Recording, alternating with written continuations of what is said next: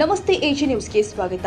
ಧಾರವಾಡ ಜಿಲ್ಲೆ ಹಳೆ ಹುಬ್ಬಳ್ಳಿಯ ಶಿವಶಂಕರ ಕಾಲೋನಿಯಲ್ಲಿ ತಮ್ಮನೊಬ್ಬ ತನ್ನ ಅಣ್ಣನಿಗೆ ಚಾಕುವಿನಿಂದ ಇರಿದು ಗಂಭೀರವಾಗಿ ಗಾಯಗೊಳಿಸಿದ ಘಟನೆ ಜರುಗಿದೆ.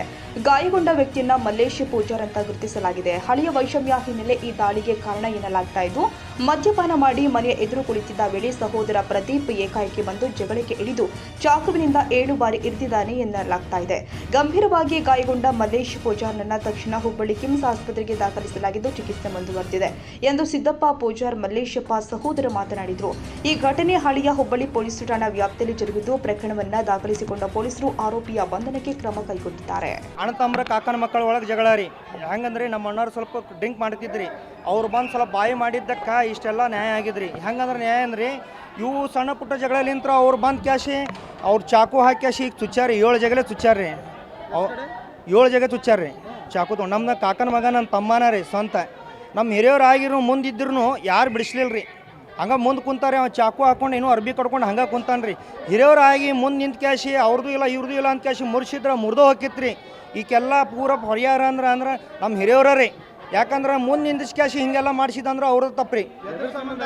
ಎದ್ರ ಸಂಬಂಧ ಗಟ್ರ ಕಸ ರೀ. ಗಟ್ರ ಕಸ ಮುಂದೆ ಜಾಲ್ರಿಗೆ ಅವ್ರಿಗೆ ಜಾಲ್ರಿ ಹಾಕಿದ್ರು ನಮ್ಮ ಅಣ್ಣವ್ರ. ಅವ್ರು ಗಟ್ರ ಕಸ ಹೋಗ್ಬೇಡ್ರಿ, ಎಲ್ಲ ಮುಸ್ರಿ ಹೋಗಿ ಅಲ್ಲಿ ಚಲ್ರಿ ಅಂತ ಕ್ಯಾಶಿ ಅಂದಿದ್ದಕ್ಕೆ ಇಷ್ಟೆಲ್ಲ ನ್ಯಾಯ ಆಗಿದ್ರಿ. ನಮ್ಮ ತಮ್ಮ ರೀ, ನಮ್ಮ ಕಾಕನ ಮಗ ರೀ. ಅವ್ರು ನಮ್ಮ ಅಣ್ಣ ರೀ. ಅವ್ರು ನಮ್ಮ ಅಣ್ಣ. ಹಾಂ, ನಮ್ಮ ಕಾಕನ ಮಗ ರೀ. ತಮ್ಮ, ಸಣ್ಣ ತಮ್ಮ ರೀ. ಅಣ್ಣ ತಮ್ಮ ರೀ. ಒಂದ ಕಾಕನ ಮಕ್ಕಳು ನಾವು ಎಲ್ಲಾನು. ಅವ್ನು ಸ್ವಲ್ಪ ಡ್ರಿಂಕ್ ಮಾಡಿ ಬಂದಿದ್ದಾರೆ. ಅದ್ರ ಸಲುವಾಗಿ ಅವ್ನು ಸ್ವಲ್ಪ ಹಿಂಗೆಲ್ಲ ಮಾಡಬೇಡ್ರಿಪ್ಪ, ಸರಿ ಇಲ್ಲ ಅಂತ ಕ್ಯಾಶಿ ಅಂದಿದ್ದಕ್ಕೆ ಬಂದು ಚಾಕು ಹಾಕಿದ್ರಿ. ಹಿಂದಿನ ಜಗಳ ಮುಂದಿನ ಜಗಳ ಎಲ್ಲ ಸೇರಿಸಿ ಅವನ ಮೇಲೆ ದೇಶ ತಿರ್ಸ್ಕೊಂಡಾರ್ರಿ. ಅಷ್ಟೇ ರೀ. ಹಾಂ, ಅಷ್ಟೇ ರೀ. ಯಾಕಂದ್ರೆ ಈಗ ಕುಡಿದು ಎಲ್ಲರೂ ಬರ್ತಾರೆ ರೀ. ಹಾಂ, 8 ಜನ. ಅವ ಒಬ್ಬನ ಚುಚ್ಚಾನ ಅಂತ ಹೇಳ್ತಾನೆ ರೀ. ನಮ್ಮ ಅಣ್ಣ ರೀ. ಚುಚ್ಚಿದವ ಪ್ರದೀಪ್ ರೀ. ಅವ ಪ್ರದೀಪ್ ರೀ. ನಾವು ಬಂದಾಗ್ತಾನೆ ಆವಾಗ ಸುಮ್ಮನೆ ಆಗೋದ್ರಿ ಅವ್ರು.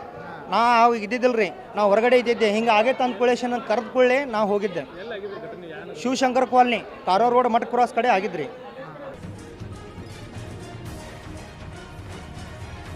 ಕನ್ನಡಿಗರ ಮೆಚ್ಚಿನ ನಿಮ್ಮ ಎಜೆ 24/7 ನ್ಯೂಸ್ ಕನ್ನಡ ವಾಹಿನಿ ಇದೀಗ ಟಿವಿಯಲ್ಲಿ ಲಭ್ಯ.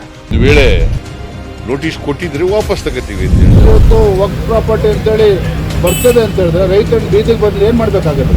ಯಾರು ವೋಟ್ ಹಾಕಿಲ್ಲ ಅಂದ್ರೆ ಗ್ಯಾರಂಟಿನೆಲ್ಲ ಸ್ಟಾಪ್ ಮಾಡ್ಬಿಡ್ತೀವಿ.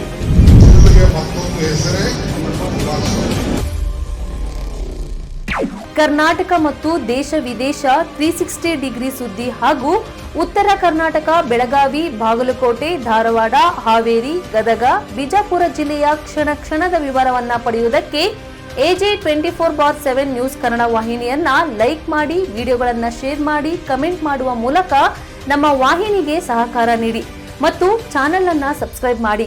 ಧನ್ಯವಾದಗಳು.